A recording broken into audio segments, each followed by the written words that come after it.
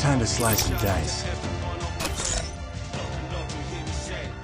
Now you can watch it burn. Look inside the barrel of a gun.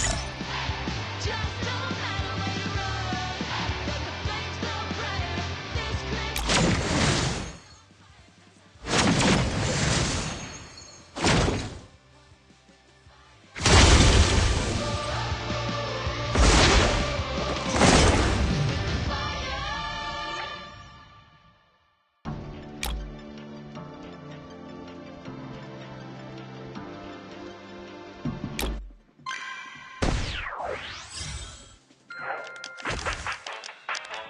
Yeah.